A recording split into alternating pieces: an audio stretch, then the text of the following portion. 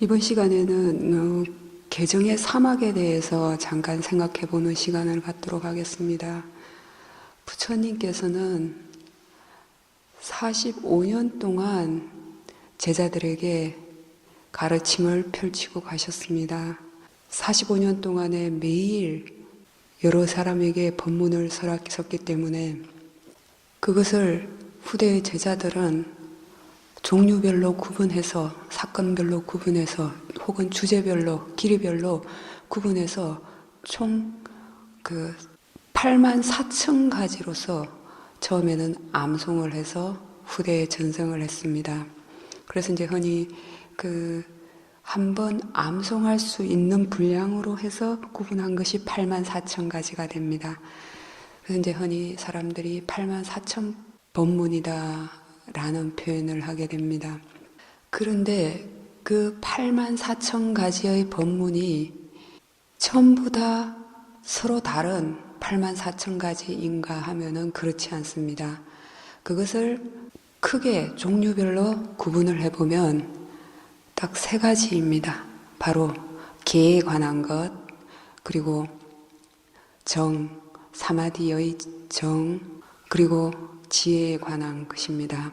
제가 처음 출가를 해서 부처님의 가르침을 이론적으로 접근을 했을 때 저는 왜 계를 지키는 것이 사마디를 가져오는 것이 되는가, 그리고 그 사마디는 어떻게 해서 지혜를 생겨나도록 하는 것인가 하는 것에 대해서 의문이 생겼습니다. 왜냐하면 제 스스로 수행 체험을 통해서 이해가 되어지지 않았기 때문에 그것이 잘 와닿지가 않았습니다.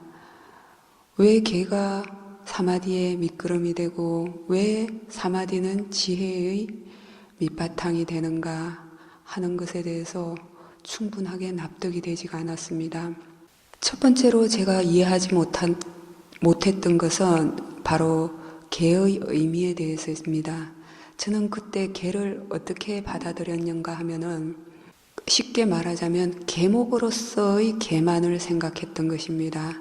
계목으로서의 개는 무엇을 말하는가 하면 여러분들이 지키는 5개나 8개, 그리고 출가 수행자들이 지키는 3위계, 3인위계, 혹은 비구계, 비구니계, 그 항목을 지키는 것만을 계라고 생각했던 것입니다. 그렇기 때문에 그렇게 계목을 지키는 것이 어떻게 해서 마음이 안정된 사마디를 가져오게 되는가 하는 것에 대해서 이해가 되어지지 않았습니다. 왜 그런가 하면은 그때 저는 계를 지킨다는 것은 계목 하나하나를 의도적으로 지키는 것만을 생각했기 때문입니다. 수행을 하고 나서 그때서야 비로소 계라는 것의 의미에 대해서 다른 차원의 해석이 가능하다는 것을 알았습니다. 계를 지킨다고 할 때는 가장 단순하게 지금 말씀드린 5계를 지킨다든지 8계 혹은 비구계, 비구니 계를 어기지 않는 것, 그것도 계목을 지키는 것으로서의 계에 해당이 됩니다. 그런데 육건에서 일어나는 일들에 대해서 잘 단속하는 것 역시 계다라고 보면 청정도론에 나와 있습니다. 이것은 수행을 통해서 안이비설신의 눈, 귀, 코, 혀, 그리고 온몸을 통한 감각들, 그리고 마음에서 일어나는 일들에 대해서 무엇이 옳고 그른지, 무엇을 해야 하고 무엇을 말아야 하는지를 잘 이해했을 때 그러한 감각 기능에 대해서 단속을 할 수 있게 됩니다. 그때 안이비설신의 육건에서 일어나는 일들에 대해서 늘 사티, 사마디, 지혜가 있을 때 감각 기능에 대한 단속이 되어집니다. 그건 역시 바로 계를 지키는 것입니다. 조금 전에 함께 들었던 사야도의 법문에서 사야도는 계를 단순하게 이렇게 정의하셨습니다. 해야 될 것을 하고 안 해야 될 것을 안 하는 것이다 라고 말씀하셨습니다. 지켜야 할 것을 지키고 삼가해야 될 것을 삼가해야 하는 것, 이것이 바로 계의 정의입니다. 이것을 잘 사유해 보신다면 왜 이 계를 지키는 것이 마음이 안정되고 고요한 사마디를 가져오는가 하는 것에 대해서 이해할 수 있게 됩니다. 부처님께서는 그 어떤 것도 강제로 해라 말해라 하신 것이 없습니다. 그런데 제가자 여러분에게도 집에서조차 지키라고 하신 것은 바로 5계에 대해서입니다. 그렇다면 역으로 한번 생각해 보시기 바랍니다. 그 5가지 계를 안 지켰을 때 어떻게 될까요? 자, 살아있는 생명을 죽이게 되면 어떻습니까? 살아있는 생명을 죽이게 될 때는 어떻게 죽이게 됩니까? 여러분들 크게 사람을 죽인다든지 큰 짐승을 죽인다든지 그러한 일은 없었겠지만 파리나 모기 이런 곤충들 이러한 것들 혹은 남자분들 같은 경우에는 어렸을 때 장난삼아 개구리라든지 뱀 이러한 것들을 죽인 사람들도 있습니다. 그런데 지금 한번 돌이켜서 그때의 마음 상태를 한번 돌이켜 보십시오. 어떠한 마음으로 죽이게 됩니까? 예, 맞습니다.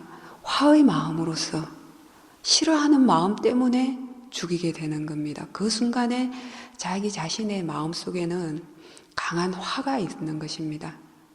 그 화의 마음이 결국은 죽이는 것입니다. 지혜가 없었기 때문에 무엇이 옳고 그른지 알지 못했기 때문에 업과 업의 결과에 대해서 알지를 못하기 때문에 그러한 일을 했던 것입니다. 그렇기 때문에 부처님께서는 수행을 하지 않는 사람들조차도 이러한 5가지 계를 지켜라 라고 하신 것은 그 5가지 계를 어겼을 때는 마음이 너무 크게 어리석어지기 때문에 번뇌의 힘이 너무 강해지기 때문에 수행을 시작했을 때조차도 지혜가 쉽게 생기지 않기 때문에 그러한 5가지 계는 제가자로서 마을에 살 때조차도 불교 수행자라면 누구든지 반드시 꼭 지켜라 라고 하셨던 것입니다. 주지 않는 물건을 가지게 되면 어떻습니까? 마음이 편안할까요? 편안하지 않습니다. 아내나 남편이 있는 그러한 사람과 잘못해서 감정적으로 빠져들게 되면 어떻습니까? 결코 마음이 편안할 리가 없습니다. 그리고 사회적으로도 지탄을 받게 됩니다. 거짓말. 이 거짓말과 관련해서는 총 4가지로 구분될 수가 있습니다. 첫 번째로는 거짓말을 하지 않는 것, 쉽게 생각하는 거짓말입니다. 사실이 아닌 말을 상대편을 속이기 위해서 하게 되는 경우 그것이 우리가 쉽게 생각할 수 있는 거짓말입니다. 그리고 2번째로는 또 무엇이 있습니까? 사람과 사람 사이를 이간질시키는 말, 그것도 옳지 않은 거짓말에 속합니다. 그 다음에 3번째로 욕설, 거친 말, 그리고 4번째로는 불필요한 말. 이 4가지가 다 말과 관련해서 우리가 지켜야 할 것입니다. 이 말과 관련해서 지키는 계가 사실은 제일 어렵습니다. 그 중에서도 특히 불필요한 말. 이 말과 관련해서 지혜로서 잘 숙고해서 지키게 되면 마음이 정말 편안해지고 고요해지게 됩니다. 그렇기 때문에 부처님께서는 수행을 하지 않는 사람들조차도 제가자에게는 불교 신자라고 한다면 무조건 반드시 이 5가지 계는 지켜라 했던 겁니다. 마지막으로 5번째 술과 관련된 것. 정신을 혼미하게 하기 때문에 2차, 3차의 문제들을 불러일으키기 때문에 중독성이 너무 강하기 때문에 금하셨던 겁니다. 그렇기 때문에 이 5가지 계만 잘 지켜도 사실은 마음이 아주 평온하게 됩니다. 근데 이 5가지 계는 사실 의도적으로 지키려고 해서 지키는 것에는 한계가 있습니다. 이 5가지 계뿐만 아니라 삶 속에서 해야 할 것을 하고 안 해야 할 것을 안 하는 것, 이것은 모두 다 계를 지키는 것이라고 볼 수가 있습니다. 우리가 해야 할 말을 안 했을 때 어떻게 됩니까? 마음속에는 번뇌가 생겨나게 됩니다. 그때 이렇게 말을 했어야 되는데 안 했어야 하는데 하는 생각들이 끊임없이 생겨나게 됩니다. 그래서 해야 할 일을 하고 안 해야 할 일을 안 할 수 있는 것, 지켜야 할 것을 지키고 삼가해야 할 것을 삼가할 수 있는 것, 이것이 바로 계를 지키는 근본적인 의미가 되는 것입니다. 그렇다면 어떻게 해서 해야 할 것을 하고 안 해야 할 것을 안 할 수 있을까요? 그것은 바로 지혜로서 판단되어져야 하는 일입니다. 그렇기 때문에 계를 완전하게 지킨다는 것 역시도 그냥 의도적으로 항목을 지키는 것만으로는 완벽하게 계를 지킨다고 말할 수가 없습니다. 그 마음의 그 이면, 의도, 마음 자세를 지혜로서 잘 숙고해 보았을 때 그때 계를 지키는 것조차도 완전하다라고 할 수가 있습니다. 그렇게 사마디 지혜로서 사띠의 알아차림과 마음이 안정된 상태에서 지혜로서 해야 할 말을 하고 안 해야 할 말을 안 했을 때 우리는 삶 속에서 일어나는 많은 실수를 줄이게 됩니다. 인간관계에 있어서 많은 문제가 사라질 수 있습니다. 그렇게 계를 지키게 되면은 마음이 점점 더 안정되고 편안해지고 고요해집니다. 흔히 사람들은 사마디의 안정됨을 얻기 위해서, 사마디의 고요를 위해서 앉아서 집중하는 수행만을 생각합니다. 그렇지만 이러한 집중된 고요함에는 한계가 있습니다. 그렇게 집중을 놓치는 순간에 바로 마음은 다시 일상적인 생각들이 떠오르게 되면 고요함을 잃게 됩니다. 그것이 바로 사마타 수행으로서의 집중된 사마디의 한계입니다. 일상의 삶 속에서는 그러한 사마타의 집중을 통한 사마디는 지속이 되기가 힘듭니다. 위파사나 수행자가 개발을 해야 될 사마디는 조금 전에 말씀드린 것처럼 사띠 사마디 지혜로서 해야 할 것을 하고 안 해야 할 것을 안 할 때, 그리고 생겨나는 모든 것들에 대해서 자연적인 이치라고 이해하고 있고, 자연적인 이치라고 이해하고 있기 때문에 거부하지도 않고 움켜쥐고자 하는 마음도 안 생기게 됩니다. 생겨나는 대로 단지 대상을 대상으로 알고 있기 때문에, 마음을 마음으로 알고 있기 때문에 늘 고요할 수밖에 없습니다. 마음이 안정되고 편안할 수밖에 없습니다. 이것이 위파사나 수행자가 개발을 해야 될 사마디의 안정되고 고요함입니다. 이렇게 해야 할 것을 하고 안 해야 할 것을 안 하는 개로서 늘 마음이 동요하지 않도록 만들고, 그리고 생겨나는 모든 것들에 대해서 대상은 대상일 뿐이라고 이해하는 지혜가 있을 때, 자연의 법칙일 뿐으로서 원인과 결과에 의해서 생겨나는 법의 이치로서 받아들여질 때, 이해하고 있을 때 그 수행자는 늘 마음이 평온하고 고요하고 안정되게 됩니다. 그렇게 지혜로서 평온하고 안정된 고요한 사마디가 지속이 되고 알아차림이 지속이 될 때, 그러한 때 지혜는 개발이 되어지게 됩니다. 마음이 거칠고 고요하지 않을 때는 알아차림이 있다 하더라도 지혜가 생기기 힘듭니다. 왜냐하면 우선 번뇌에 의해서 크게 마음이 휩쓸려 있기 때문에 법의 근원적인 이치에 대해서 미세하고 섬세한 마음속의 이면들에 대해서 잘 관찰이 되어지지 않기 때문입니다. 그렇기 때문에 수행을 통해서 궁극적으로 지혜가 개발되고자 한다면, 뭔가 마음의 법에 대해서 이해하고자 한다면, 뭔가 마음의 질을 개선시키고자 한다면, 가장 첫 번째로는 지켜야 할 것을 지키고 삼가해야 할 것을 삼가하는 개로서 자신의 마음을 잘 단속을 하고, 그러한 마음의 단속은 지속되는 사티와 함께 안정되고 고요한 그러한 사마디의 마음을 이끌어오게 됩니다. 그러한 사마디의 마음은 원인이 충분하게 갖추어졌을 때 지혜가 빨리 개발되도록 할 수가 있게 됩니다. 그래서 부처님께서는 84,000가지의 법문을 설하셨지만 3가지로 구분하면 바로 이 개정의 사막에 다 포함이 된다라고 하셨습니다. 부처님께서 대념처경에서 말씀하신 8정도, 그것은 유일한 길이라고 하셨습니다.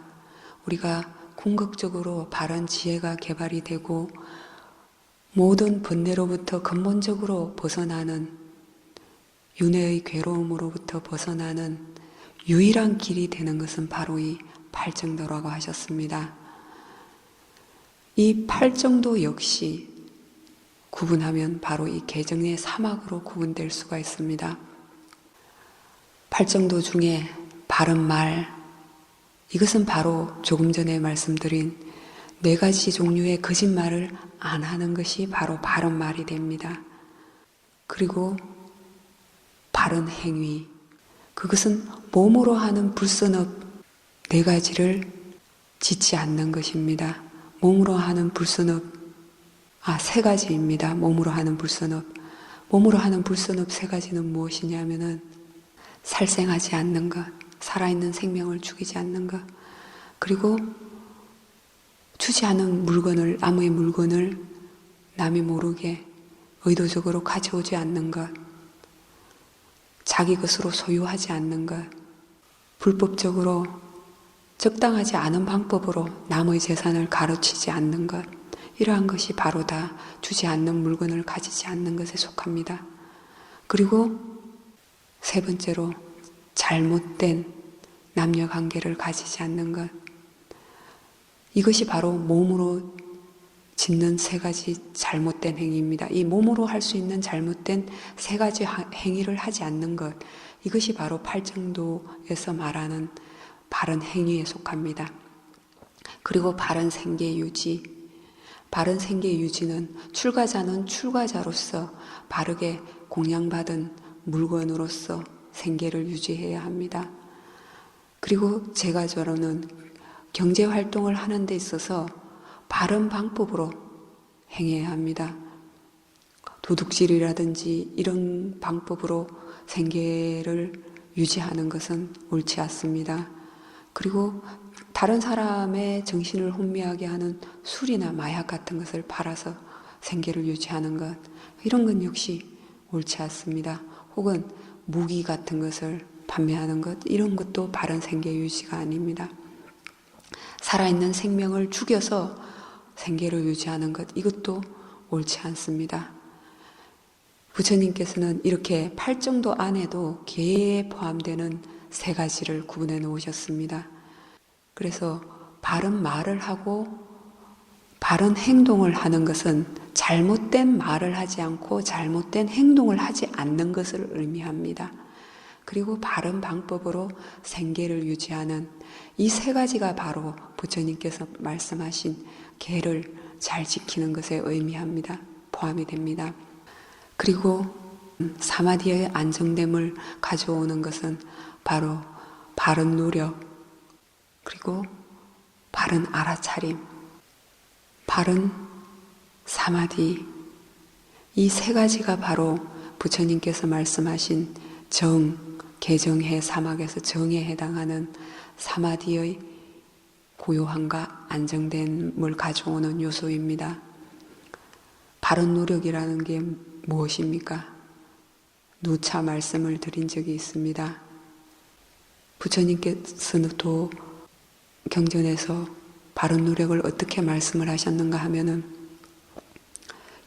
지금 현재 생겨나 있는 불선법에 대해서는 더 이상 커지지 않고 사라지도록 노력을 해야 되고, 아직 생겨나지 않은 불선법에 대해서는 더 이상은 생겨나지 않도록 노력해야 하는 것입니다. 어떻게 해서 이미 생겨난 불선법이 사라지도록 할 수 있습니까? 억지로 막는다고 막을 수가 있습니까? 이미 생겨난 불선법에 대해서는 어떻게 해서 사라지도록 할 수 있습니까? 가장 첫 번째로는 이미 생겨난 불선법 그 자체가 자연의 법칙이고 알아차려야 할 대상일 뿐이다 라는 견해가 있어야 됩니다. 바른 견해가 있어야 됩니다. 이렇게 바른 견해로서 객관적으로 관찰을 할 때 그 번뇌는 더 이상 커질 수가 없습니다. 생겨나는 쪽에는 번뇌가 생겨났다 하더라도 관찰하는 마음속에 지혜가 포함이 되었기 때문입니다. 그리고 그러한 번뇌가 정말 필요하지 않구나, 아무 이익이 없구나 라는 이해가 생겼을 때 그러한 번뇌는 사라지게 됩니다. 두 번째로, 어떻게 해서 이미 생겨난 번뇌가 더 이상은 생겨나지 않도록 할 수 있을까요? 아직 안 생겨났는데 어떻게 해서 더 이상 안 생겨나도록 할 수 있을까요? 여러분이 지금 앉아있는 그 자리에 다른 사람은 앉을 수 없는 것처럼 사티의 알아차림과 사마디의 안정됨, 그리고 바른 견해의 지혜가 늘 유지되고 있다면 번뇌는 일어날 기회가 없는 겁니다. 텀이 없기 때문에 아직 안 일어난 번뇌가 더 이상은 생겨날 수가 없는 것입니다. 그리고 바르게 노력해야 될 것 세 번째는, 이미 생겨난 선법은 더 키워가는 것입니다.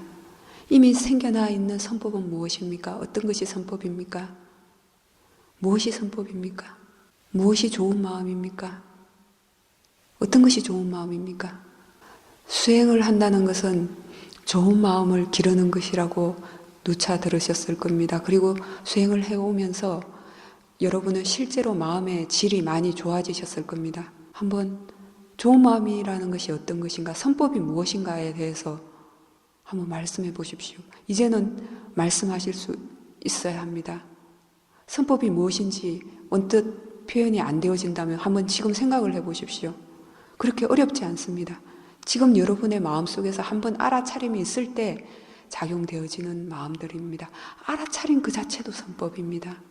마음이 안정되고 고요한 사마디, 그건 역시 선법입니다. 무엇이 옳고 그른지 판단하는 그러한 지혜 역시 선법의 좋은 마음입니다. 그리고 다른 사람을 배려하고 이롭게 하고 싶은 자비심, 이것이 역시 선법의 마음입니다. 나보다 못한 사람에게 안타까워하고 연민심이 생겨나는 것, 이러한 건 역시 선법의 마음입니다. 다른 사람이 수행을 잘하고 뭔가 일이 잘 되었을 때, 발전되고 성숙이 되어졌을 때, 다른 사람이 재산이 많아질 때 같이 따라 기뻐할 수 있는 것, 이건 역시 선법의 마음입니다.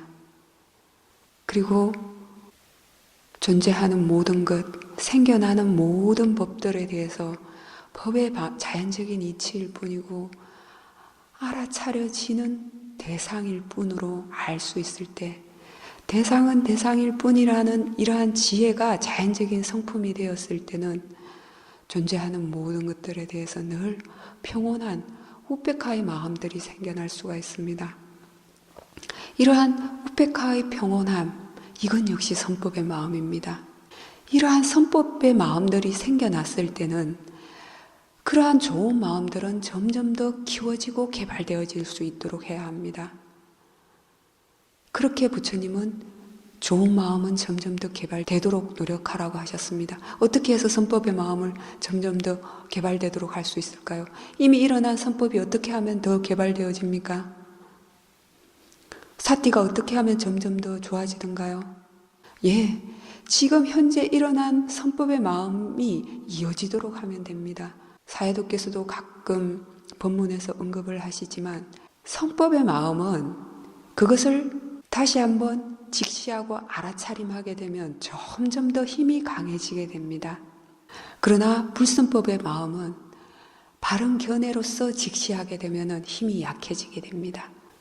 성법의 마음은 좋은 마음이라는 확신이 있고 개발되어져야 되는 확신이 있고 어떻게 하면 개발되어지고 점점 더 발전되도록 할 수 있는가 이해하는 수행자는 지금 현재 일어난 성법의 마음을 점점 더 키워갈 수가 있습니다.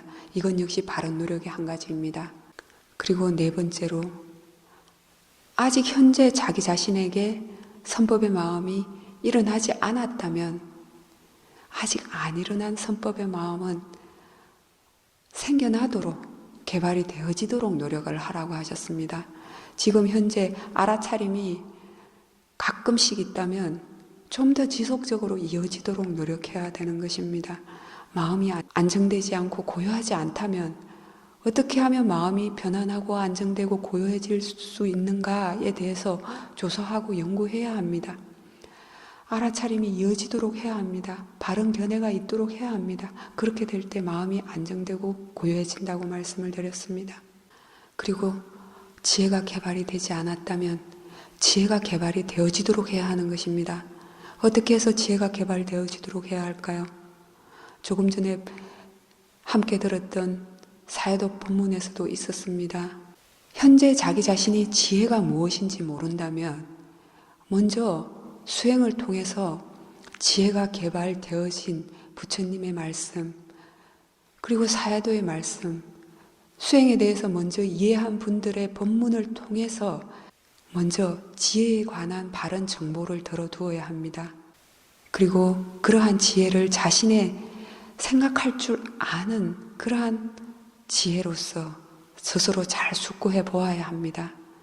그리고 실제로 자신의 몸과 마음에 대해서 적용을 해서 수행 체험을 통한 진짜 자신의 지혜가 개발되어지도록 노력해야 하는 것입니다. 자신에게 아직 다른 사람, 다른 존재에 대한 자비심이 없다면 자비심이 생겨나도록 해야 하는 것입니다. 그러한 자비심이 없을 때 얼마나 메마른가, 각박한가, 편협되어져 있는가, 옹졸한가 하는 것들을 보게 된다면 그러한 자비심을 점점 더 키워가게 됩니다. 그렇게 남에 대해서 베풀고 나누고 도와주고 하게 되면 마음의 질이 금방 좋아지게 됩니다. 그 맛을 알게 되면 점점 더 수행을 통해서 마음이 성숙되어지고 주변을 돌아올 줄 알게 됩니다. 주변을 배려할 줄 알게 됩니다. 그러한 자비희사의 마음들도 점점 더 개발이 되어지도록 해야 하는 것입니다. 이러한 선법의 마음들을 점점 더 아직 생겨나지 않았다면 생겨나도록 해야 하고 이미 있다면 그것을 점점 더 개발되어지도록 해야 하는 것입니다. 이것이 바른 노력입니다. 그리고 바르게 알아차려야 한다라고 하셨습니다. 부처님께서 말씀하신 8정도의 의미를 잘 사유해 보십시오. 8가지 바른 길, 바른 방법입니다. 왜 굳이 바른을 넣었을까요? 그냥 알아차려라 하지 않고 바르게 알아차려라 라고 말씀하신 데는 이유가 있습니다. 알아차림의 정의가 자기 자신에 대해서 잊지 않는 것이다 라고 사회도께서는 늘 말씀하십니다. 자기 자신의 몸과 마음에서 일어나는 일들에 대해서 알고 있는 것, 이것이 알아차림입니다. 그런데 왜 부처님께서는 바른 알아차림을 말씀하셨을까요? 일반 사람들도 수행을 하지 않는 사람들도 자기 자신에게서 일어나는 일들을 알고 있습니다. 그러나 수행하는 사람들이 알고 있는 것과 수행하지 않는 사람들이 알고 있는 것은 차이가 있습니다. 어떻게 차이가 있습니까? 수행하지 않는 사람들은 이 몸과 마음을 나라고 생각하고 내 것, 나의 소유라고 생각하고서 알고 있게 됩니다. 그리고 눈으로 보이는 것을 알 때 그 내용을 알고 있게 됩니다. 자신이 경험하는 모든 것들에 대해서 내용을 알고 있게 됩니다. 탐진치로서 대응을 하게 됩니다. 수행을 하지 않는 사람들은 견해가 바르지 않기 때문에 생겨나는 모든 것들에 대해서 개념으로서 반응하기 때문에 늘 그것을 통해서 경험되어지는 것들을 통해서 탐진치가 생겨나게 되는 겁니다. 그렇다면 수행을 한다는 것은 어떻게 바른 알아차림이 되어질까요? 어떻게 했을 때 바른 알아차림이 되어집니까? 한번 생각을 해보십시오. 무엇이 바른 알아차림입니까? 예, 지혜가 포함되어지는 알아차림이 되어야 됩니다. 아직 지혜가 뭔지 모를 때는 수행을 통해서 이해한 분들의 지혜를 먼저 적용해야 하는 것입니다. 지혜가 포함이 되지 않고 알아차림을 하게 되면 조금 전에 말씀드린 일반 사람들처럼 몸과 마음을 내 것이라고 생각하기 때문에 이 몸과 마음에 대해서 나라고 생각하는 집착이 너무 강합니다, 사람들은. 그래서 이 강한 집착을 잠깐 제거하기 위해서 생겨나는 모든 것들, 몸과 마음에서 일어나는 모든 것들, 우리가 경험하는 모든 것들은 다 원인과 결과에 의해서 생겨나는 법의 자연적인 이치일 뿐이다. 이렇게 숙고할 때 나라는 잘못된 견해가 잠깐 빠지게 됩니다. 그리고 있는 그대로 받아들이고 관찰을 할 수 있게 됩니다. 그리고 생겨나는 모든 것은 단지 알아차려지는 대상은 대상일 뿐이다 라고 알아차림할 때 그때 바른 알아차림이 되어지는 겁니다. 그래서 부처님께서는 그냥 알아차려라 하시지 않고 바르게 알아차려라 라고 하셨습니다. 궁극적으로 바르게 알아차린다는 것은 바로 지혜가 함께 해야 합니다. 지혜의 힘이 강해지면 강해질수록 이 바른 알아차림의 힘 역시도 좋아지게 되는 것입니다. 팔정도의 다른 요소들 역시 마찬가지입니다. 지혜의 힘이 좋아지면 좋아질수록 이 팔정도의 요소들이 점점 더 힘이 좋아지게 됩니다. 그리고 사마디의 안정됨을 가져오게 되는 세 번째 요소는 바로 바른 사마디입니다. 부처님께서는 궁극적으로 생겨나는 바른 사마디는 경전에서는 사선정의 지혜로서 설명을 해 놓으셨습니다. 사선정으로서 설명을 해 놓으셨습니다. 이 사선정이라고 하면은 이제 초선정, 이선정, 삼선정, 사선정을 의미합니다. 흔히 사람들은 이 선정, 사선정 하면은 무조건 몰입해서 생겨나는, 집중해서 생겨나는 사마타 선정만을 생각합니다. 그러나 이것에 대해서는 경전에 능숙하고 오랫동안 수행을 해오신 미얀마 스님들은 두 가지 측면에서 의미합니다. 사마디에는 두 가지 종류가 있습니다. 집중해서 생겨나는 사마타 선정이 있습니다. 이 사마타 선정은 어떻게 해서 생겨나는가 하면은 몸과 마음을 고요하지 않게 만드는 불필요한 생각들이나 대상들을 무조건 외면합니다. 그리고 자신이 원하는 제3의 특정한 대상에 대해서 지속적인 집중을 하게 됩니다. 예를 들어서 호흡이라는 대상에 대해서 호흡에 대해서 지속적인 집중을 하게 되면 마음은 불건전한 생각, 옳지 않은 생각, 고요하지 않게 만드는 생각들을 할 틈이 없게 됩니다. 그러면 마음은 고요해질 수밖에 없습니다. 그러나 이 집중된 사마디는 그 집중을 놓치는 순간에 바로 깨지게 되어 있습니다. 왜 그렇습니까? 몸과 마음에서 한 생각 일어나게 되면은 바로 그 집중된 사마디는 깨집니다. 왜 그럴까요? 몸과 마음에서 생겨나는 법들에 대해서 근본적인 이해가 없기 때문에 자신이 집중하는 특정한 대상에 대해서 집중해서 벗어나는 순간에 사마디는 깨질 수밖에 없습니다. 집중된 사마디는 깨질 수밖에 없습니다. 그렇기 때문에 이 사마타 사마디, 즉 집중되어져서 생겨나는 그러한 사마디는 그 마음을 단지 그 순간에 고요하게 만드는 것 자체가 목적인 것입니다. 어떤 분들은 이 사마타와 사마디를 구분하지 못하는 분들이 있습니다. 이 사마타라는 것은 관찰하는 수행 방법적인 것을 의미합니다. 사마타라는 것은 관찰하는 방법적인 것. 그래서 부처님께서 그 경전에서 사마디를 닦아라, 삼매를 닦아라 이렇게 말씀해 놓으신 것을 보고는 사마타 수행을 하지 않고는 결코 도화가의 지혜를 얻을 수 없다 이렇게 말씀하시는 분들도 있어요. 이것은 사마타와 사마디를 이해하지 못해서입니다. 사마타라는 것은 조금 전에 말씀드렸던 것처럼 관찰하는 방법을 의미하는 것입니다.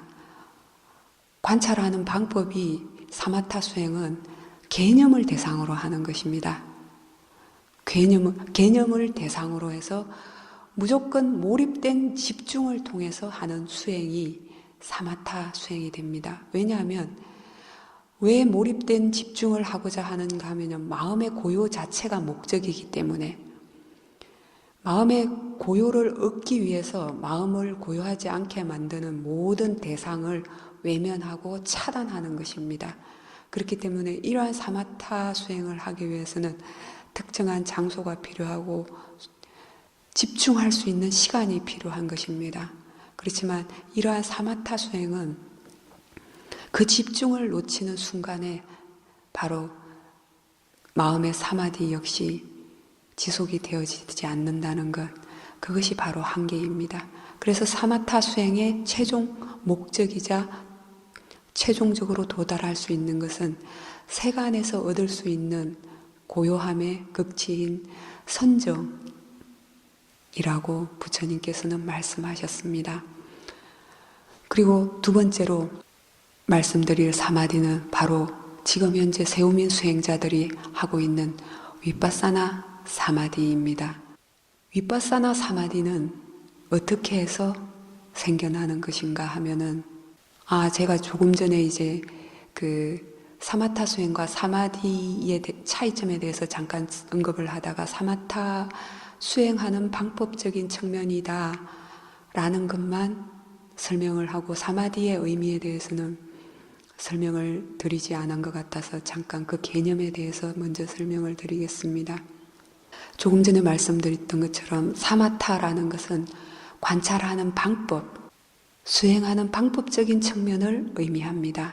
그리고 사마디라는 것은 마음이 안정되고 고요한 상태, 그것을 의미하는 겁니다. 그렇기 때문에 사마타라는 것은 수행 방법적인 측면이 되는 것이고 사마디라는 것은 그 수행을 통해서 생겨나는 결과로서의 마음 상태, 마음의 질을 의미한다 라고 생각하시면 됩니다. 그렇기 때문에 이러한 사마디가 생겨나게 되면은 마음속에 바르게 사마디가 생겨나게 되면은 몸과 마음이 늘 안정되고 고요하고 차분해지게 됩니다. 늘 몸과 마음에서 생겨나는 모든 대상들에 대해서 마음이 깨어있게 됩니다. 집중이 되어지게 됩니다. 여기서 말하는 집중은 하나의 대상에 대해서 집중되어지는 상태를 의미하지 않습니다. 자기 자신의 몸과 마음에서 일어나는 모든 법들에 대해서 늘 마음이 고요하고 안정되어 있기 때문에 바르게 지속적으로 알고 있다는 뜻입니다. 그래서 사마디라는 것은 수행을 통해서 생겨나는 결과로서의 마음의 질을 의미한다고 이해하시면 됩니다. 그리고 위파사나 사마디, 조금 전에 사마타 사마디에 대해서는 말씀을 드렸습니다. 위파사나 사마디라는 것은 궁극적으로는 지혜에 의해서 생겨나게 됩니다. 왜 지혜에 의해서 생겨나는가? 한번 잘 생각해 보십시오. 여러분 마음속에 어떤 화가 생겨났습니다. 지혜가 없게 되면은 과거에 화를 냈던 일조차 지금 다시 생각해도 화가 나게 됩니다. 그런데 그렇게 지금 현재 다시 마음속에서 생겨나는 화에 대해서 이 화라는 것은 원인과 결과에 의해서 생겨나는 법의 자연적인 이치일 뿐이다 라는 이해가 있고 그리고 알아차려지는 대상으로서 대상을 단지 대상으로서 알고 있게 되면 어떻습니까? 그 화는 더 이상 커질 수가 없습니다.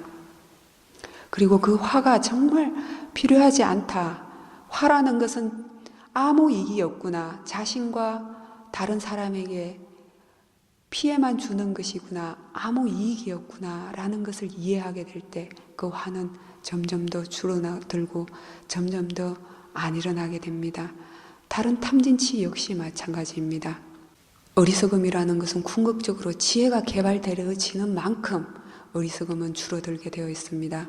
그것은 마치 불이 켜지면 어둠이 바로 사라지는 것과 마찬가지입니다. 불이 켜지고 나서 한참 있다가 어두움이 사라지는 거 아니지 않습니까? 그죠? 새벽에 여명이 밝아지면 밝아지는 만큼 어두움은 사라집니다. 지혜와 어리석음의 관계 역시 마찬가지입니다. 지혜가 좋아지면 좋아지는 만큼 어리석음은 줄어들게 되어 있습니다. 이렇게 지혜가 개발되어지는 만큼 마음은 점점 더 안정되어지고 고요해집니다. 그래서 윗바사나 수행을 통해서 개발되어지는 사마디는 알아차림과 지혜가 지속되어지는 만큼 힘이 강해지는 만큼 윗바사나의 사마디도 강해진다 라고 이해하시면 됩니다. 이렇게 지혜에 의해서 알아차림과 지혜에 의해서 개발되어진 윗바사나 사마디는 좌선을 하건 움직이건 사람들을 만나건 상관이 없습니다.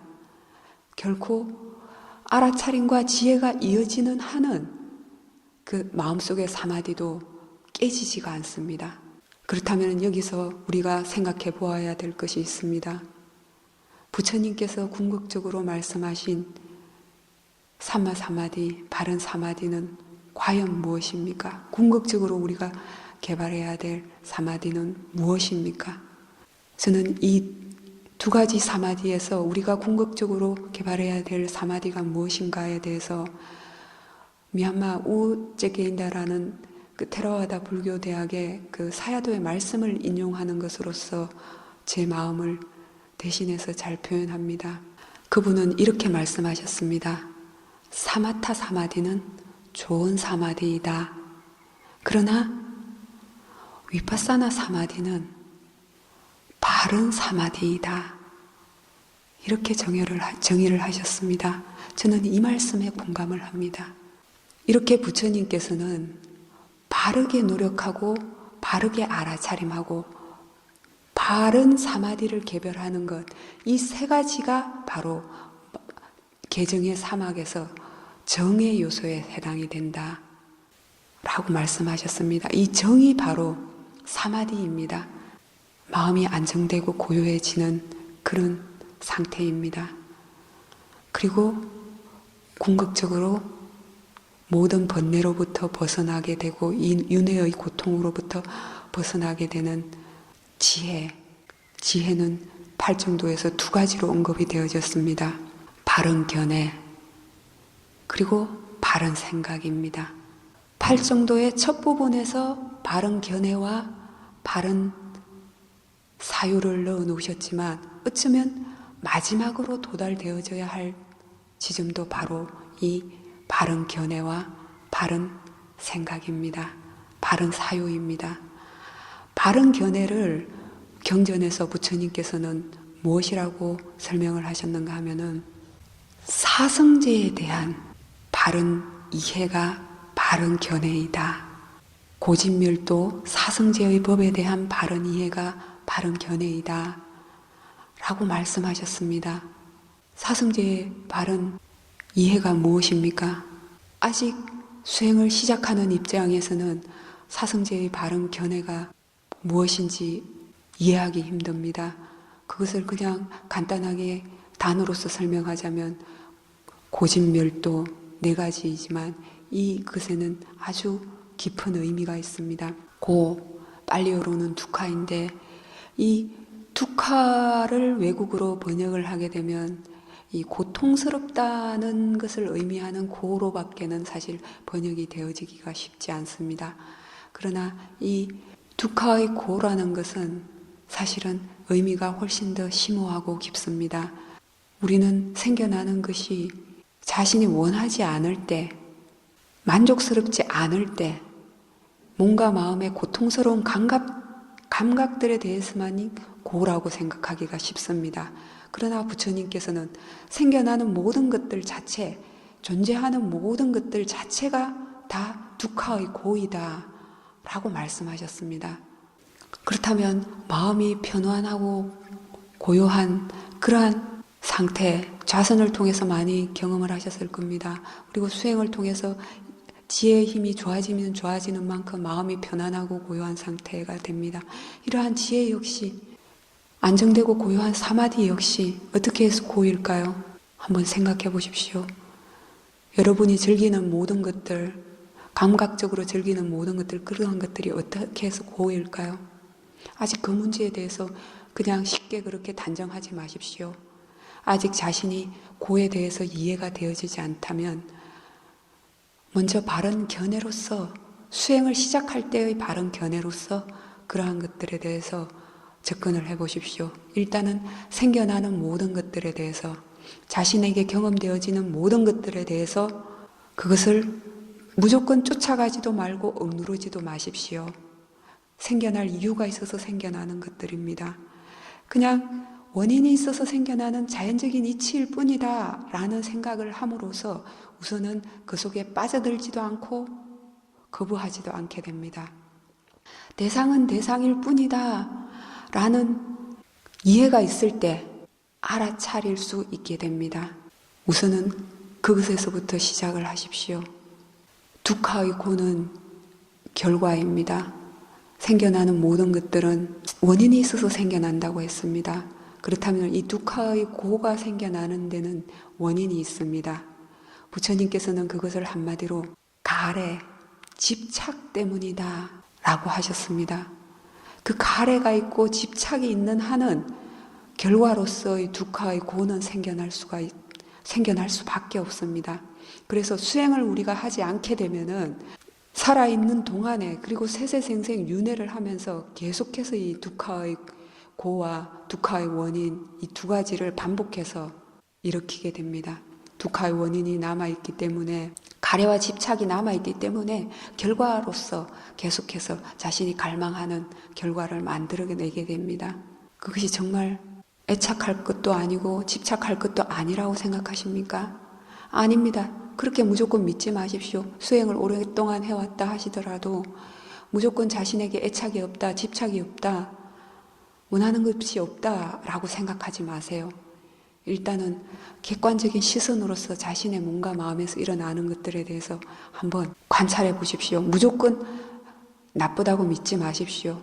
부처님의 지혜로서 가래와 집착이 나쁘다고 하신 겁니다. 두카의 고라는 것은 좋은 것이 아니다 라고 말씀하신 것입니다. 아직 자신의 지혜로서 경험되어지고 이해되지 않았다면 무조건 그렇게 믿지 마십시오. 생겨나는 모든 것들에 대해서 단지 원인이 있어서 생겨나는 결과로서의 법의 이치일 뿐이다 라는 생각으로 받아들이고 알아차려야 될 대상으로서 객관적으로 지속적으로 한번 자신의 몸과 마음을 관찰해 보십시오. 그럴 때 우리는 조금씩 부처님께서 말씀하신 고의 진리, 고의 원인이 되는 진리, 그리고 고의 원인이 되는 이런 가래가 조금씩 소멸이 되어지는 진리, 그리고 모든 번뇌로부터 벗어나게 되는 바른 길인 팔정도의 바른 도성제의 진리에 대해서 조금씩 이해를 하게 될 것입니다. 우리가 한순간 알아차림을 하는 것은 바로 이러한 지혜의 개발, 이해의 개발을 위해서입니다. 이렇게 궁극적으로는 이 팔정도만이 부처님께서는 유일한 길이다 라고 말씀하셨습니다. 이 팔정도를 그럴 수 있는 첫 번째 방법은 바로 바른 견해입니다. 그 바른 견해는 무엇에서부터 시작을 해야 하는가? 여러분 말씀을 드렸던 것처럼 몸과 마음은 나라고 할 것이 아니라 법의 자연적인 이치일 뿐이다 라고 숙고할 것, 그리고 대상으로서 알아차림할 것, 이것에서부터 시작해야 합니다. 이렇게 시작을 할 때 알아차림과 사마디, 지혜의 힘이 개발되어질수록 우리는 부처님께서 말씀하신 고진멸도 사성제의 진리에 대해서 점점 더 이해를 하게 될 것입니다. 그렇게 해서 궁극적으로 사성제의 진리에 대해서 바르게 이해되어졌을 때 부처님께서는 바른 견해가 완성이 되어진다 라고 말씀을 하셨습니다. 두 번째로 지혜에 관한 부분은, 지혜에 관한 두 번째 항목은 바른 사유입니다. 부처님께서는 경전에서 바른 사유에 대해서 몸과 마음을 불건전하게 만들고 괴롭게 만드는 잘못된 생각들, 다른 사람들을 해치고자 하는 생각들, 마음을 들끓게 하는 생각들, 애착과 집착이 강해지는 생각들, 이런 생각들을 안 하는 것이라고 말씀하셨습니다.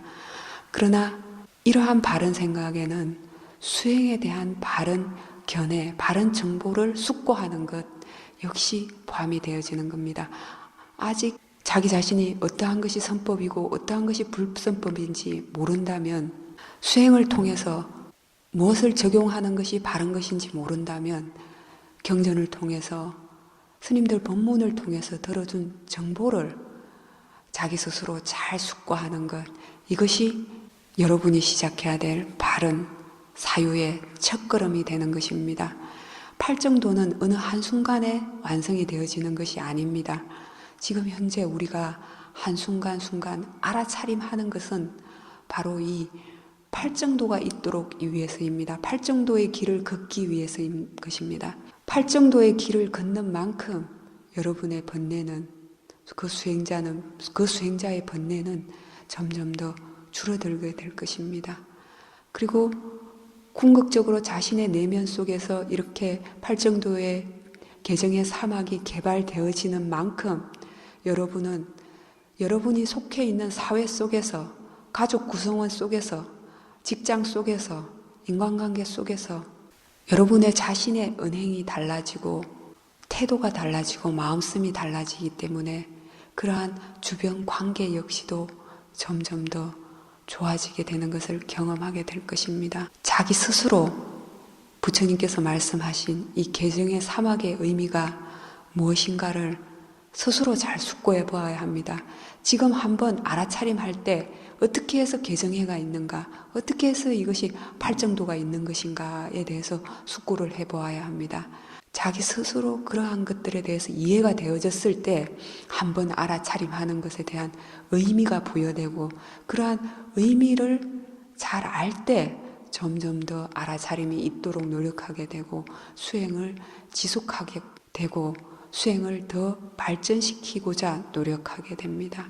자, 이번에는 여러분께서 수행을 통해서 이해하신 것들을 제게 들려주시기 바랍니다. 여러분의 법문을 저에게 들려주시기 바랍니다. 어떻게 수행하셨습니까? 지난 한 주. 네. 예.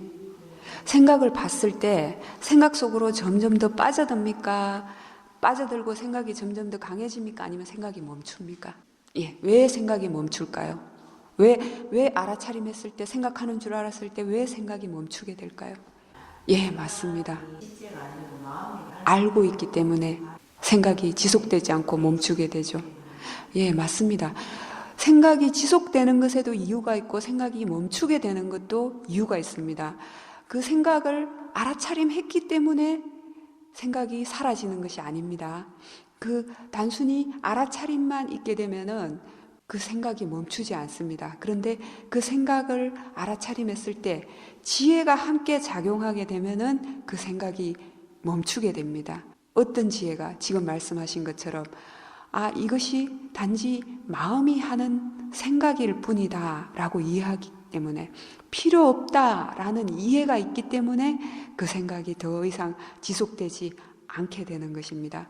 그리고 점점 더 그렇게 생각이 일어날 때마다 알아차림하게 되면 결국은 생각이라는 것은 마음이다라는 것을 이해하게 됩니다. 마음이 생각하게 되고 생각이 곧 마음이다라는 것을 알게 됩니다. 그리고 그 마음속에 번뇌가 많아도 생각이 많아지게 되지만 알아차림의 힘이 좋아지게 되면은 자연스럽게 마음 쪽을 많이 보게 됩니다. 마음 쪽을 많이 보게 되면 생각이 일어나는 것들을 점점 더 많이 알게 되게 됩니다. 예전에 비해서 생각을 점점 더 많이 알았다면 마음 쪽을 점점 더 많이 본 것입니다. 알아차림의 힘이 그만큼 좋아진 것입니다. 그리고 마음이 안정되지 않았다면, 번뇌의 힘이 강하다면 그 생각 속으로 많이 빠져들 것입니다. 그런데 그 생각이 일어났고 그 생각을 알아차림했을 때 생각이 멈추어진다는 것은 그만큼 마음이 안정되어 있기 때문입니다. 알아차림이 많이 지속이 되어졌기 때문에 가능한 일입니다. 네, 네, 네, 예. 맞습니다. 생각을 보게 되면은 그 생각을 볼수록 자신이 생각으로 인해서 얼마나 괴로움을 많이 당하는가, 이 생각이 얼마나 자기에게 영향을 많이 미치는가 하는 것을 알 수가 있게 됩니다. 이것을 누구 말을 통해서 알아서는 그 생각이 멈추어지지 않습니다. 그런데 정말 그 지금 말씀하신 것처럼 자신이 하는 생각들을 끊임없이 생각이 일어날 때마다 알아차림하고 일어날 때마다 알아차림하다 보면은 그 생각들이 정말 옳은 것인가 그런 것인가 알 수 있게 되고 필요한 생각인가 필요하지 않은 생각인가를 이해할 수 있게 됩니다. 그렇게 이 생각이 옳은 생각인가 잘못된 생각인가 필요한 생각인가 필요하지 않은 생각인가를 이해한 만큼 불필요한 생각들은 줄어들게 되는 것입니다. 우리를 지금까지 괴롭혔던 것은, 울고 웃겼던 것은 바로 이 생각입니다. 예. 예. 그 생각을 수행을 하지 않을 때는, 그리고 지혜의 힘이 약할 때는 그 생각이 일어나는 대로 그 생각을 믿었기 때문입니다. 그리고 그 생각이 시키는 대로 당했기 때문에 그 생각 속에 휩쓸려 살았던 겁니다. 그런데 지금 이제 수행을 해 나가면서 생각을 자연의 이치로서 그냥 거부하지도 않고 움켜쥐지도 않고 받아들이게 되고 생각을 대상으로 알아차림하다 보니까 그 생각을 객관적으로 알 수 있게 되고 단지 마음이 하는 일로서 알 수 있게 되는 것입니다.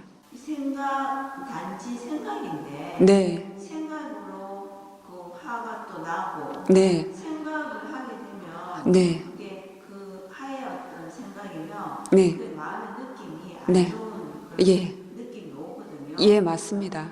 단지 생각인데 이렇게 하늘 얘기인가 이렇게 예, 예. 사유를 하게 되더라고요. 예, 예.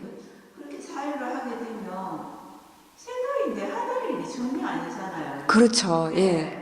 생각은 생각일 뿐이라고 알게 되면 더 이상 그 생각으로 인해서 감정이 동요하지 않게 됩니다.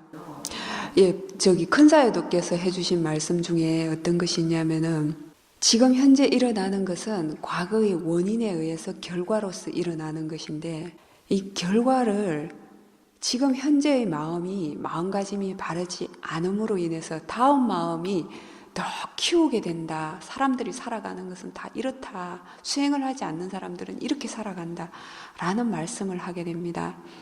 그런 말씀을 해주셨는데 그것이 무슨 뜻이냐면은 지금 현재 어떤 한 생각이 떠오른 것은 다 과거의 원인이 있었죠. 그죠? 그때 사실은 화의 씨앗이 심어진 것입니다. 그죠? 그런데 이제 그때는 한 생각이 일어난 것인데 지금 현재 그것을 마음속으로 일어나서 그것을 지혜로서 보지 못할 때는 그 생각의 내용 속으로 빠져듭니다. 그리고 그 생각의 내용 속으로 빠져들어서 화를 점점 더 키우게 됩니다. 그죠? 지금 말씀하신 것처럼 그 알아차림으로써 그 몸과 마음을 객관적으로 관찰을 하게 되면 그 화가 생겨날 때는 화로 인해서 그 몸과 마음에 미치는 영향이 아주 많습니다. 가슴에서 긴장되고 그러한 경직된 그런 느낌들이 많이 생겨납니다. 그렇기 때문에 화가 강한 사람들은 병이 많습니다. 그런데 지혜가 없게 되면은 그러한 그 화를 자기 스스로 합리화시켜서 점점 더 화를 더 강하게 키우게 되는 겁니다. 과거의 원인이 한 생각 심어진 것을 지금 현재 다시 돌이켜서 생각하면서 화를 점점 더 키우는 것입니다. 그런데 이 화라는 것은 자연의 이치일 뿐이다 라고 생각을 하고 보게 되면은 이 화가 나의 화라는 생각이 사라지게 됩니다. 사람들이 화를 키우게 되는 원인 중에 하나가 바로 이 나의 화라는 생각 때문에 더 키우게 됩니다. 근데 나라는 생각이 빠지게 되면 단지 화라는 감정 그 자체가 객관적으로 관찰이 되게 됩니다.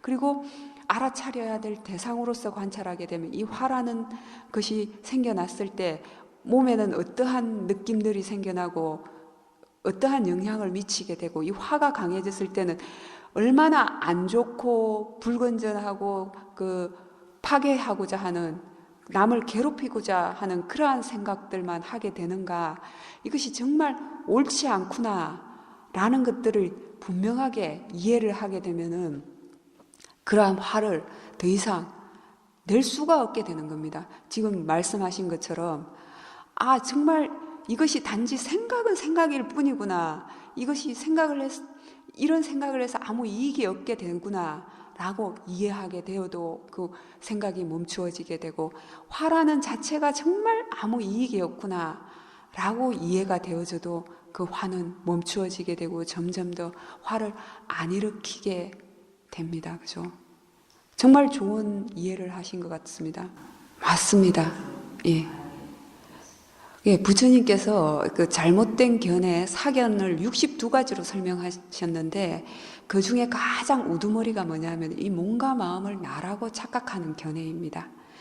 이 나라고 착각하는 것이 너무 강하기 때문에 이 몸과 마음을 나라고 보아서는 결코 수행을 통한 바른 지혜가 개발이 되지 않기 때문에 사야도께서는 일단은 몸과 마음에서 일어나는 그 모든 것들은 자연의 법칙이다 라고 생각하고 받아들여라.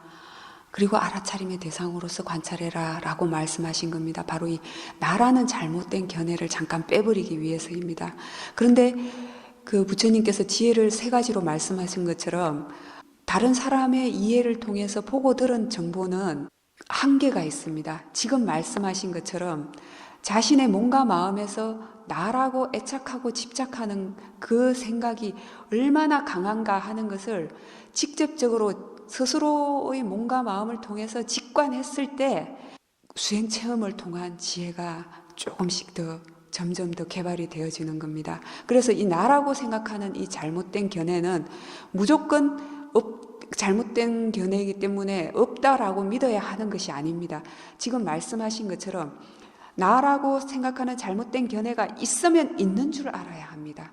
그렇게 있으면 있는 줄 알아야 되고, 이것이 옳지 않구나, 잘못된 견해이구나 라고 이해를 하게 되고 점점 더 집착이 놓여지게 됨으로 인해서 궁극적으로는 원인과 결과에 대한 이해들이 조금씩 생겨남으로 인해서 그 지혜가 개발되어지는 만큼 나라고 생각하는 그 애착은 줄어들게 됩니다. 그렇기 때문에 내가 없다라고 무조건 믿어야 하는 것이 아니라 그렇게 있으면 있는 줄 알고 없으면 없는 줄 알아야 됩니다. 이 몸과 마음이 다 나라고 할 만한 것이 없구나 생각하게 될 때 자연의 이치라고 생각하는 것도 마찬가지입니다.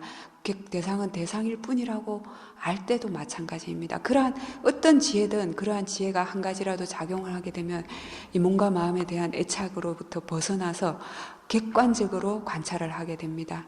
그럴 때 지혜가 점점 더 개발이 되어지게 됩니다. 그러한 그 상태를 잘 유지하도록 하십시오. 잘 유지한다는 것은 그렇게 되어지도록 만들어야 하는 것이 아니라 지금 하시는 것처럼 계속 그렇게 바르게 숙고하고 지혜가 있는지 점검하고 현재 있는 알아차림을 유지시키고 지혜를 더 개발되도록 유지시키는 것, 그것이 그냥 지금 현재의 상태를 더 유지시키는 겁니다. 결과는 중요하지 않습니다. 생각이 많으면 많은 줄 아는 것이 바른 견해입니다. 사실은 생각은 지금 갑자기 많아진 게 아닙니다. 지금까지 끊임없이 계속 생각을 했는데 이제야 마음 쪽을 보게 되니까 생각이 이렇게 많다는 걸, 그리고 생각의 허물에 대해서 점점 더 이해하게 되는 것입니다. 생각은 생각일 뿐입니다. 마음은 마음일 뿐입니다. 이 말씀을 잘 숙고해 보십시오. 마음은 단지 마음일 뿐입니다. 우리 그사님 왜 도사로서 사셨습니까? 그 내용 속에 빠져 있었기 때문이죠. 그죠? 예, 돌이키게 되고 그 사람을 만남으로 인해서 다시 그때의 일들을 연상하기 때문에 다시 도사의 마음이 일어난 겁니다. 사티 사마디 지혜의 힘이 그만큼 약했다는 겁니다. 그죠? 그 속에, 일 속에, 그 내용 속에 빠져버렸기 때문에 사티 사마디 지혜가 제대로 적용이 안 된 겁니다. 그사님이 그 사람들에게 좋은 사람으로 그 인식이 되어지는데 그게 어떤 측면에서 보면 스스로 세뇌시킨 것과 같습니다. 근데 그 정말 좋은 사람이라면은 자신의 마음 속에도 억눌림이 없어야 합니다. 그런데 그 전에 보면은 그 흔히 어떤 사람들이 착한 사람 콤플렉스라는 것을 어떤 하나의 정신과적인 병명으로서 분류해서 언급을 한 게 있는 것처럼 이런 그 좋은 분들이 성품이 다른 사람들에게 좋은 분들이 이 컴플렉스에 빠져 있는 경우가 많아요. 자기 자신 속에서 그러한 것들을 무조건 참고 인내하는 것 때문에 다른 사람들에게는 좋은 사람이 될 수 있지만 자기 안에는 억눌려 있는 그러한 측면이 많습니다. 궁극적으로 바르게 참고 인내한다는 것은 뭐냐면은 자기 마음속에도 그 억눌림이 없어야 됩니다. 무조건 참는 게 아니라 지혜로서 포용할 수 있어야 되고 지혜로서 받아들일 수 있을 때 그때 바르게 참고 인내하는 것이 됩니다. 그때는 마음속에 그러한 억눌림이 없게 됩니다. 정말 그사님이 진심으로 좋은 사람이 되기 위해서는 이제 앞으로 수행을 통해서 그러한 내면의 억눌림, 내면의 그 참, 그냥 무조건적인 참음, 그 속에 그 잠재되어 있는 도사의 화, 그것에 대해서 참는 도사, 그것에 대해서 스스로 잘 직시를 하셔야 될 겁니다. 그래야 정말 좋은 분이 되십니다. 아직은 이제 그 수행의 힘이 그 일을 감당할 만큼 강하지 않기 때문이죠, 그죠? 예, 그것은 스스로 잘 직시하셨습니다. 지금 현재 일어나는 번뇌로부터 이 수행을 하면 이 번뇌로부터 그 도피되어지고 벗어날 수 있을 것이다 라는 결과만을 생각하고 수행하는 것은 그것은 그사님께서 스스로 직시하신 것처럼 마음가짐 자체가 잘못된 것입니다. 첫 번째로는 있으면 있는 줄 알고 없으면 없는 줄 알아야 하는 것이 첫 번째입니다. 자연의 법칙이라는 것은 좋은 마음이 있으면 좋은 마음이 있는 그대로 받아들이고 안 좋은 마음이 있으면 안 좋은 마음이 있는 그대로 대상으로서 볼 수 있는 것이 바른 견해입니다. 맞습니다. 노라고 말씀하실 줄 아셔야 됩니다. 수행을 하지 않는 사람들이 가지고 있는 기본 재산이 뭐냐면은 탐진치입니다. 우리가 수행을 하지만 아직 탐진치가 남아있는 것처럼 수행을 하지 않는 사람들은 100% 탐진치인 겁니다. 그렇기 때문에 그 사람들은 탐진치로서 욕심 부리고 그 분노하고 어리석음으로써 무조건적인 자기들의 욕망을 채우고자 하는 것이 그것이 그 사람들의 기본 재산으로서의 당연한 행동입니다. 그사님. 그렇기 때문에 거기에 대해서 그사님이 같이 반응하고 상대하는 것은 그사님까지 당하는 겁니다. 그 사람 몫은 그 사람 몫입니다. 그 사람이 나한테 무엇을 요구한다, 나한테 이런 것을 바라고 나를 이렇게 이용하려고 한다 라고 생각하지 마세요. 그 사람의 번뇌는 그 사람의 몫이고 그사님의 지혜로서 잘 숙고해서 이것이 내가 과연 도와줄 일인가 말 일인가. 그사님은 아마 안 도와주는 것이 마음이 불편해서 지금까지 도와주셨을 겁니다. 그런데 그렇게 무조건적인 도와주고도 또 마음이 불편한 측면이 있었을 거예요. 계속해서 요구를 하고 한계를 모르기 때문에. 그 사람들은 그게 당연한 겁니다. 그렇기 때문에 그 사람님 지혜로서 잘 숙고하셔서 도와주는 것이 옳은 것인가, 안 도와주는 것이 옳은 것인가 또 판단을 하셔야 되고, 도와준다 해도 얼만큼 도와줄 것인가 자기 기준이 있어야 하는 것입니다. 그리고 아닌 것은 아니라고 말할 줄 알아야 됩니다. 사람들이 근데 노라고 말을 못하는 이유 중에 한 가지가 뭐냐 하면은 상대편이 마음이 불편해질까봐 말을 못하는 측면이 있어요. 그러나 자기 신의 마음이 도사의 화로서 거부하게 되면 상대편에도 그 부정적인 영향을 미치지만 진심으로 자기를 잘 숙고해보고 진심으로 화가 사라진 상태에서, 화가 없는 상태에서 자신의 사정을 상대편에게 이해되도록 이러이러해서 안 됩니다. 죄송합니다. 제가 이번에는 도와드릴 수가 없습니다. 라고 말하는 그 테크닉적인 방법적인 측면에 있어서도 잘 숙고해 보시면 좋을 것 같습니다. 왜냐하면 그동안 그사님이 그렇게 늘 주위 사람들에게 좋은 사람으로서 끊임없이 원하는 대로 다 베풀어주고 도와주고 했기 때문에 그렇습니다. 그 기대 심리가 있기 때문에 또 사람들이 도와주게 되고 서로 주고받기 바라는 마음이 있고 최소한 나를 좋은 사람으로 생각하겠지 그 생각 때문에 거절을 못하게 되는 거죠. 어떤 행위 그 자체가 선업 불선업이 될 수는 없습니다. 큰 사회도께서 이 부분에 대해서 간단한 예를 들어서 말씀하신 게 있어요. 어떤 어린 아이가 자기 친구에게 빵을 하나 줬어요. 자기가 하나 가지고 있는 유일한 빵을 줬을 때 그게 선업일까요? 불선업일까요? 그 행위 자체 보면 선업인 것 같죠, 그죠? 사실은 근데 그 행위만으로는 선업, 불선업을 말할 수 없습니다. 물론 안 준 것보다 주는 것이 준 만큼의 선업은 있겠지만은 만약에 마음속에서 정말 그 빵에 대한 애착이 있고 상대편 애가 무서워서 달라고 요구를 강요를 해서 마지 못해서 준 것이라면은 죽어도 이 아이 마음속에는 억울하고 분노하고 자기도 빵을 먹고 싶은 그런 갈망 때문에 마음이 편안하지 않을 겁니다.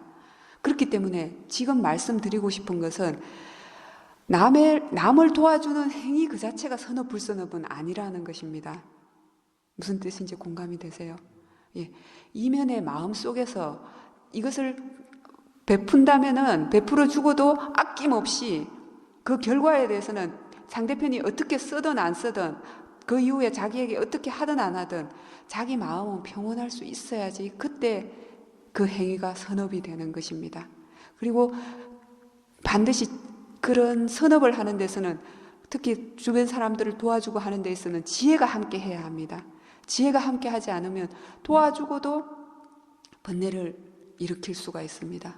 욕심이 너무 많으셨던 것 같아요. 그 삶 속에서 그사님이 해오시는 일들에 대해서 마음만 먹고 노력하면 뭐든지 다 이루어내고 돈도 벌고 하셨던 것처럼 수행도 언제든지 마음만 먹고 하면은 할 수 있다는 쉽게 생각하셨던 측면이 있었던 겁니다. 근데 수행은 지금 현재 결과에 대해서 기대해서는 안 됩니다. 결과 잘 되고 안 되고가 문제가 아니라 지금 현재 한번 알아차림하고 바른 견해가 적용이 되어질 때 그 적용이 되어지는 만큼 잘못된 견해가 없고 알지 못하는 어리석음이 없다는 것, 그 자체에 대해서 의미가 부여되어야 됩니다. 그리고 수행이 잘 되고 잘못되지 않고 마음이 고요해지고 고요해지지 않은 것은 결과입니다. 결과는 문제가 아닙니다. 생겨나는 쪽에는 어떤 것이 생겨날 수가 있습니다. 고요하지 않은 마음도 생겨날 수가 있고 편안한 마음도 생겨날 수가 있습니다. 관찰하는 마음 쪽에서 대상은 대상일 뿐이다 라는 지혜가 있게 되면은 고요하지 않음이든 고요함이든 다 똑같은 겁니다. 대상은 대상일 뿐인 겁니다. 그렇다면 어떻게 만들어내야 될 결과가 있습니까? 그 내용 속에 빠져 있기 때문에 관찰되어지는 상황 속에서 빠져 있기 때문에 고요하면 편안하고 좋아하고 고요하지 않은 마음들이 생겨나면은 싫어하는 마음이 생겨나는 겁니다. 그러한 마음들을 보면 보는 만큼 마음가짐이 바르게 될 것입니다. 그러한 수행에 대해서도 사람들이 많은 집착과 애착, 원하는 바가 많이 생겨날 수가 있습니다. 그러한 마음을 보지 못하고는 한 걸음도 나아가지 못합니다. 맞습니다. 수행에 대한 불만족이 있다는 것은 반드시 자신이 어떻게 되어지기를 바라는 마음이 있었기 때문에 불만족이 생겨납니다. 그리고 그동안 이점에 경험하셨던 그러한 모든 일들 역시도 아까 사회도께서 말씀하시는 것처럼 그 일들을 경험함으로 인해서 그사님이 정말 이제 새롭게 수행에 대해서 받아들이게 되고 그것을 통해서 수행으로서 극복하게 되는 계기가 됐다면 그 일을 통해서 그사님은 더욱더 그 정신적으로든 그 외에 일을 처리하는 측면에서든 그 삶의 지혜가 더 성숙이 되어지는 그런 계기가 될 거라고 봅니다. 맞습니다. 그렇게 해서 생각이 정말 중요합니다. 왜 방글라데시아 사람들이 그 세상에서 마음이 가장 행복하고 평온한 사람들로 조사가 되었겠습니까? 물질적으로는 그 나라 사람들이 가장 가난하지 않습니까? 그렇게 가난한 그런 방글라데시아 사람들이 왜 가장 행복할까요? 욕심이 없기 때문입니다. 원하는 바가 없기 때문에 그냥 하루 한 끼든 두 끼든 주어져서 배불리 먹으면 마음이 편안하고 잠잘 수 있는 곳이 있으면 마음이 편안한 것입니다. 욕심을 부리면 부릴수록 그것이 충족되지 않는 만큼 마음은 괴로워지게 되어 있습니다. 불만족이 생겨나게 됩니다. 그렇다고 해서 수행을 하는 사람들이 아무것도 지향하지 않고 아무것도 하지 않아야 된다는 뜻은 아닙니다. 부처님 말씀 중에 그 찬다라는 빨리어 단어가 있는데 바른 생각으로서 바른 원력, 바른 서원이라는 것이 있습니다. 바른 노력도 있습니다. 그러한 것은 지혜로가 함께 했을 때 가능합니다. 지혜로서 해야 할 바, 내가 얼마만큼을 해야 하고 무엇을 어떤 방법으로 해야 하는가라는 것을 지혜로서 판단하고 시작을 하게 되면 그 결과가 충족이 되건 충족이 되지 않건 마음은 편안합니다.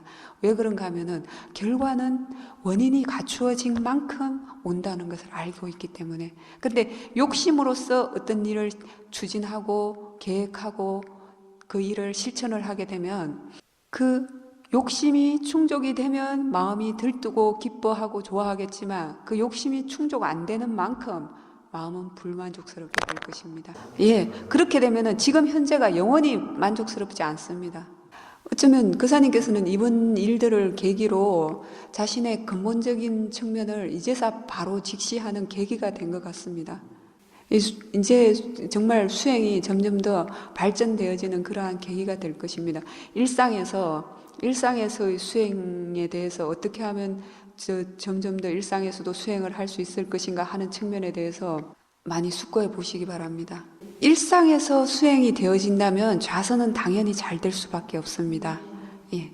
그래서 이제 그냥 하루 종일 자기 자신을 잊지만 않아도 알아차림은 이미 있습니다. 그리고 스스로에게 자주자주 질문을 하는 것만으로도 지금 알아차림이 확실하게 있는가, 무엇이 중요한가, 이렇게 자기 자신에게 먼저 기준점을 두고서 어떤 일을 하고 어떤 행동을 하게 되면 자연스럽게 알아차림이 함께 하게 됩니다. 오늘 법회는 여기서 마치겠습니다.